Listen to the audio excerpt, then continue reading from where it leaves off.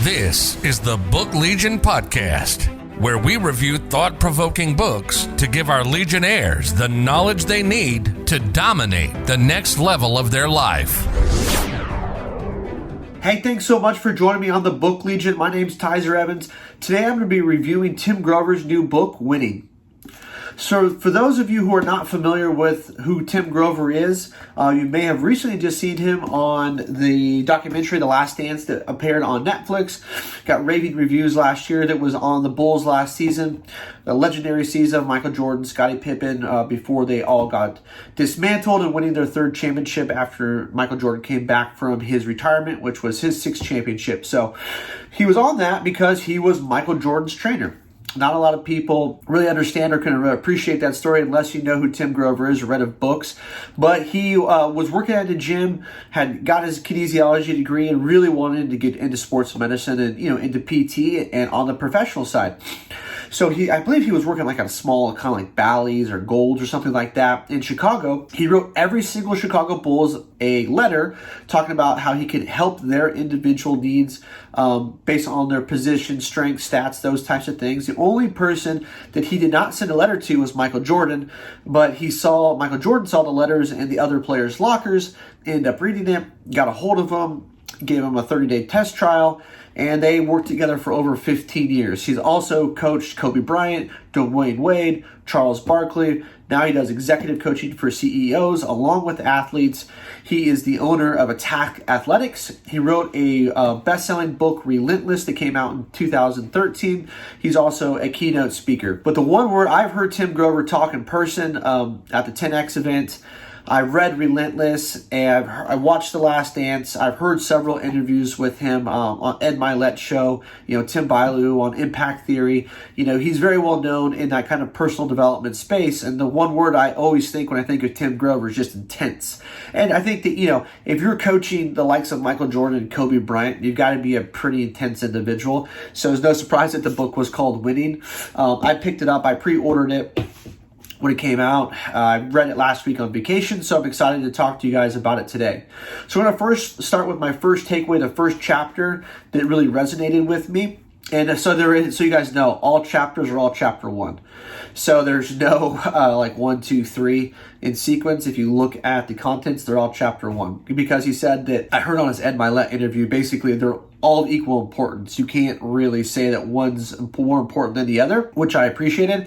So I'm going to go in consequent order of the way that they resonated with me. So the first one that really resonated me was that W1nning is the ultimate gamble on yourself, which starts on page 57. And why I really like this, because in my mind, in order to get to the elite level, to be that pinnacle winner, you're only gambling on yourself, right? So you have to have unshakable confidence. And this is just where, when it comes to sales, and if you listen to my other podcast, which is business sales related, I've been in sales for 16, 17 years, and people always ask me, what makes a great salesperson when I go on people's podcasts?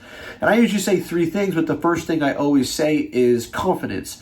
And if you read about what he said, that Michael Jordan and Kobe, the one thing that they had in common was they had unshakable confidence. You could not rattle them. They knew that they were better. They knew that they were going to outwork you. They knew that they were going to play smarter, and they knew that they were going to win. Or at least they always had the sounding belief that it didn't matter what was going on in their life, external circumstances, or what was happening on the court. They were focused on the mission, and they didn't think there was anybody out there that was better than them in order to lead the charge and win the game. And this is true just as much in business and in life it is in basketball, right? If you have unshakable confidence, that is a huge differentiator between you and everybody else. The other part that I really liked about this chapter that a lot of people have time is like, a lot of people when they want to go start a business, or they want to get a yoga certification, or they want to start meditating, or they want to go back to school, is they typically go seek approval from friends and family members. Hey, I was thinking about doing this. What do you think?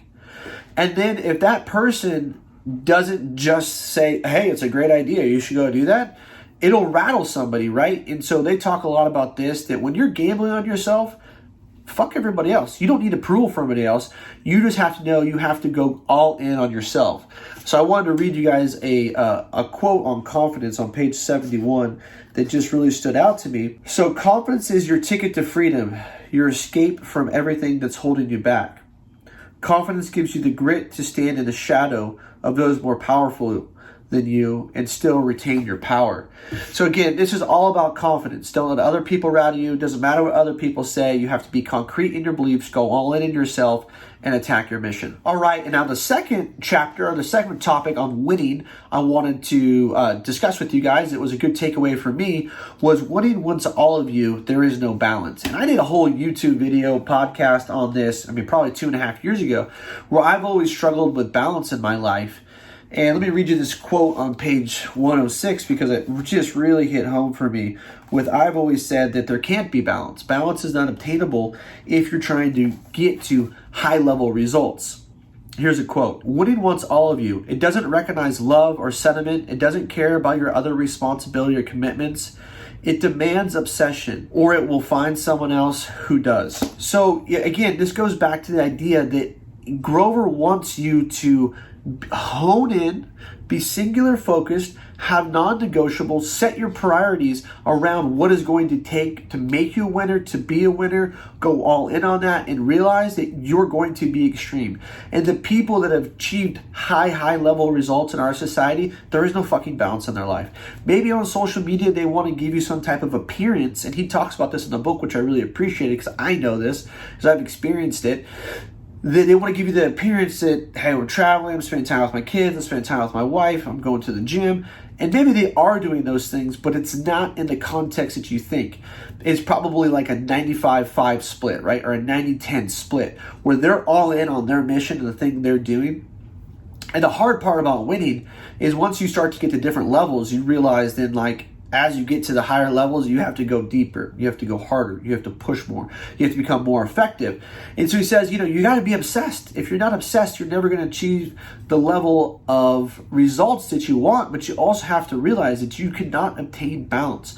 Trying to find this perfect alignment of balance is not obtainable. And that was what I had my video on. So just fucking stop trying to do it. Just recognize there's going to be maybe a 3-month period where you're not going to be seeing your kids or your wife or your husband or whoever it is, and you just have to be on the same page. And it's why it's really important to get aligned with a partner that understands your drive and your motivations, but be in constant communication of like, hey, I'm going to disappear, but after the 3 months, I'm going to be very present for the next month, right? Those are some of the types of things that have helped me within my life. I started a new job 4 years ago. I had to take a day off for 13 months. I had a mission of what I was trying to accomplish, and my wife knew that. And so I missed family vacations. I missed things that my kids were doing, unfortunately. I missed time with my wife. I didn't see my family because they're living across the United States, so I just never went back to California when I was living in Georgia, and it was tough. But that 13 months set me up financially to where I'm at today, where I went from making X and I was able to 3X my income by setting myself up and digging in for that 13 months. So for me, I've seen how extreme work ethic for like short sprints can help catapult you into new levels, right? And so then I recalibrated. I took a step back for about a quarter, and then I went right back in, and then which catapulted me again to another spot, another promotion. So I think that you have to get this concept of balance kind of out of your mind and recognize that it's a give and a take, right? And it's okay to be obsessed with your non-negotiable, the thing that you set your mission on. And so Grover does a great job of explaining this in detail. All right, the last chapter and takeaway I want to talk about from the book was winning takes you to hell, and if you'll quit, you'll stay there. And what I really liked about this is that a lot of people, man, they start climbing that hill, and then they get a couple setbacks, and boom, they revert back right to their comfort zone. And in my mind, when he's talking about hell, he's talking about your comfort zone, right? And he does say this in the book. That's where most people dwell, is in hell. But in some ways, the hell is comfortable because you're surrounded with majority of people are in hell, right? They're struggling with their finances. They're struggling with their relationship with their significant others or with their children or with their parents. They're still holding on to the baggage, from their childhood, from 20 years ago, from that person that left them or the person that cheated on them, right? They're in that own hell, but that hell feels comfortable and it's all they know, and they don't have the fortitude, the will, the courage, or the confidence to get themselves out of hell. And And winning, even if you get yourself out, unless you keep that same type of obsessive mentality, you'll revert right back in. You'll slip back into right where you used to be. Maybe at a slightly different level financially, but nonetheless, you don't continue on your upward trajectory of growth, which is what life is all about.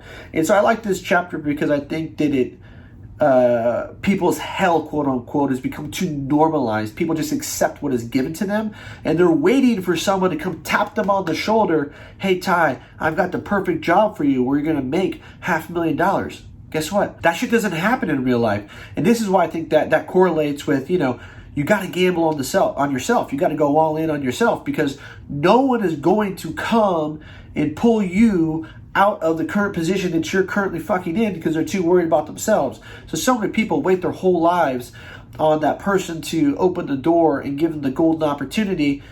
They never get it. It's like playing the fucking lotto. Like, the chances are it's never going to happen, right? So, like, save your money, go put it in your 401k or go put it in a Roth IRA. You'd be much better suited. So this chapter is all about, like, if you want to continue to drive and you want to win and you want to get to the next level and you want to be outside of hell, then you got to put in the work, and you got to realize that the work is fucking constant and it's hard. That's not why very many people do it. But when you get to certain levels, when you start to climb out of hell, you start to find a new sense of freedom, financial freedom, spiritual freedom, mental clarity. And, they say it's lonely at the top. It's lonely at the top for the reason because it's hard to fucking get there. But when you get there, it's much easier to compete because there's not very many people up there competing, right?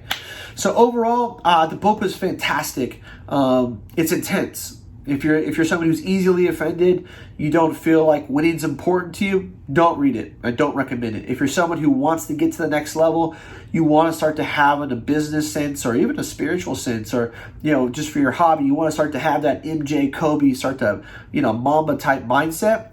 It's a great book to pick up. I think it's like $15-20. I'm going to post the book and the show notes, so you can just click right down. If you're watching this on YouTube, it'll be right there in the notes as well. Listen to this on the podcast. You can roll right down, hit the link, buy the book. I'll also put the link to the book Relentless. If you've never read that, it might be good to start there because he kind of built on some of those principles that he wrote in Relentless. But you could read them independently as well. But both are fantastic. But I'm telling you, if you're not someone who's used to dealing with someone or learning from someone or being mentored by someone who's either coached and performed at the highest levels of what they do, the book will offend you. He's intense, he's extreme, but I love that shit. So I thought it was a great book. Again, you can buy it in the show notes. If you guys haven't done so, please subscribe to the podcast. I would really appreciate it. If you could, drop me a 5-star review. It makes it easier for other people to find the podcast. And leave me a comment. Let me know if you want me to do other books or something you found that was great. I can review and share with the audience. You can check out thebooklegion.com or find me at The Book Legion on all social media websites. Thanks so much, guys, and take care. Da, da, da, da,